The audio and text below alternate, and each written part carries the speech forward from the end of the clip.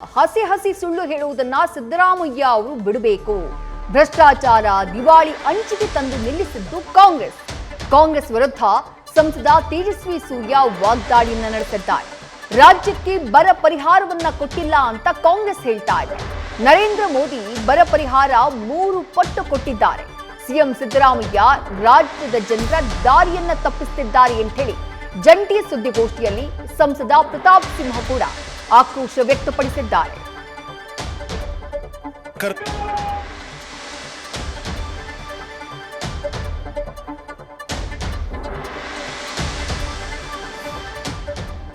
ಕರ್ನಾಟಕಕ್ಕೆ ಬರ ಪರಿಹಾರವನ್ನು ಕೊಟ್ಟಿಲ್ಲ ಅಂತ ಹೇಳಿ ಸಿದ್ದರಾಮಯ್ಯನವರು ಮತ್ತು ಅವರ ಸರ್ಕಾರದ ಪ್ರತಿನಿಧಿಗಳು ಪದೇ ಪದೇ ಮಾತಾಡ್ತಿದ್ದಾರೆ.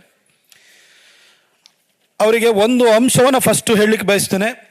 ಆನಂತರ ಕೇಂದ್ರ ಸರ್ಕಾರದ ಬಂದೇ ಬರುತ್ತೆ, ಬಂದಾದ ಕೂಡಲೇ ಅದನ್ನು ಅವ್ರು ಇಟ್ಕೊಳ್ತಾರೆ. ಆದರೆ ಮಾನ್ಯ ಮುಖ್ಯಮಂತ್ರಿಗಳು 34,000 ಕೋಟಿ ನಷ್ಟ ಆಗಿದೆ, ಕೇಂದ್ರ ಸರ್ಕಾರ 17,000 ಕೋಟಿ ಕೊಡಬೇಕು, ನಾವು ರಿಪೋರ್ಟ್ ಸಬ್ಮಿಟ್ ಮಾಡಿದ್ವಿ ಅಂತ ಹೇಳ್ತಾರೆ. ಈ 34,000 ಕೋಟಿ ಅಂತ ಹೇಳಿ ಅಸೆಸ್ನ NDRF ಟೀಮ್ ಬಂದಾದ್ಮೇಲೆ ಪ್ರಾಪರ್ ಅಸೆಸ್ಮೆಂಟ್ ಆಗುತ್ತೆ. ಆಯಿತು, ಕೇಂದ್ರ ಸರ್ಕಾರ 50% 17,000 ಕೋಟಿ ಕೊಡಬೇಕು ಅಂತ ಹೇಳ್ತಾರಲ್ಲ, ಈ 17,000 ಕೋಟಿನ ರಾಜ್ಯ ಸರ್ಕಾರ ಕೊಡಬೇಕಲ್ಲ. ಹಾಗಾದರೆ ಆ 17,000 ಕೋಟಿ ರೂಪಾಯಿನಲ್ಲಿ ರಾಜ್ಯ ಸರ್ಕಾರ ಇಲ್ಲಿವರೆಗೆ ಎಷ್ಟು ಕೊಟ್ಟಿದೆ? 17,000 ಕೋಟಿ ರೂಪಾಯಿನ ಅವ್ರು ಕೊಡಬೇಕಲ್ಲ. ಅವ್ರು ಕೊಟ್ಟಿರೋದು ಜನವರಿ 7ನೇ ತಾರೀಕು ಕೇವಲ 105 ಕೋಟಿ ರೂಪಾಯಿ ಕೊಟ್ಟಿದ್ದಾರೆ. ಒಬ್ಬೊಬ್ಬರಿಗೆ 2,000 ರೂಪಾಯಿ ಕೊಡ್ತೀವಿ ಅಂತ ಹೇಳ್ತಿದ್ದಾರೆ. ಕೇಂದ್ರ ಸರ್ಕಾರ 17,000 ಕೋಟಿನೂ ಕೊಡಬೇಕಂತೆ. ಇವರು 17,000 ಕೋಟಿನ ಇವ್ರು ಕೊಡಬೇಕಲ್ಲ, ಇವ್ರು ಕೊಟ್ಟಿರೋದು 105 ಕೋಟಿ. ಇದು ಮಾನ್ಯ ಮುಖ್ಯಮಂತ್ರಿಗಳು ಯಾವ ರೀತಿ ಆತ್ಮದ್ರೋಹದ ಮಾತುಗಳನ್ನು ಆಡ್ತಾ ಇದ್ದಾರೆ, ಜನರನ್ನು ದಾರಿ ತಪ್ಪಿಸ್ತಾ ಇದ್ದಾರೆ ಅನ್ನೋದು ಇದರಲ್ಲಿ ಬಹಳ ಸ್ಪಷ್ಟವಾಗುತ್ತೆ. ಕಾಂಗ್ರೆಸ್ ಪಾರ್ಟಿಯ ಮ್ಯಾನಿಫೆಸ್ಟೋದಲ್ಲಿ ಯಾವುದೇ ರೀತಿಯ ಯೋಚನೆ ಇಲ್ಲದಲೆ,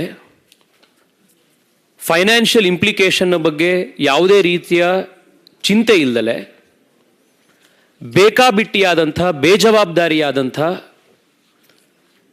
ಬಿಟ್ಟಿ ಭಾಗ್ಯಗಳನ್ನು ಕೊಡುವಂಥ, ಫ್ರೀ ಗ್ಯಾರಂಟಿಗಳನ್ನು ಕೊಡುವಂಥ ಆಶ್ವಾಸನೆಯನ್ನು ಕಾಂಗ್ರೆಸ್ ಪಾರ್ಟಿಯವರು ಚುನಾವಣೆಗಿಂತ ಮುಂಚೆ ರಾಜ್ಯದ ಜನತೆ ಎದುರುಗಡೆ ಮಾಡಿದ್ರು.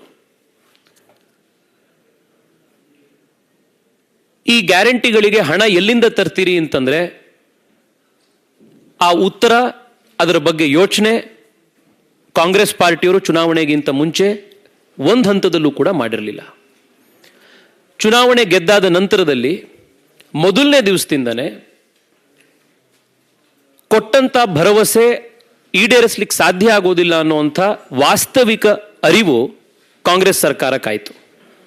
ಇದರ ಮೊದಲ ಉದಾಹರಣೆ ಅಂದರೆ, 10 kg ಅಕ್ಕಿಯನ್ನು ಕೊಡ್ತೀವಿ ಅಂತ ಸಿದ್ದರಾಮಯ್ಯನವರು ಏನು ಘೋಷಣೆ ಮಾಡಿದ್ರು, ಯಾವಾಗ ಅವರಿಗೆ 10 kg ಅಕ್ಕಿ ಅನ್ನಭಾಗ್ಯದಲ್ಲಿ ಕೊಡ್ಲಿಕ್ಕೆ ಆಗಲ್ಲ ಅಂತ ಗೊತ್ತಾಯಿತೋ, ತಕ್ಷಣದಲ್ಲಿ ಕೇಂದ್ರ ಸರ್ಕಾರ ನಮಗೆ ಅಕ್ಕಿ ಕೊಡೋದನ್ನು ನಿಲ್ಲಿಸಿದೆ, ಕರ್ನಾಟಕಕ್ಕೆ ಅನ್ಯಾಯ ಆಗಿದೆ ಅನ್ನುವಂಥ ಒಂದು ವಾದವನ್ನು ಶುರು ಮಾಡಿದ್ರು.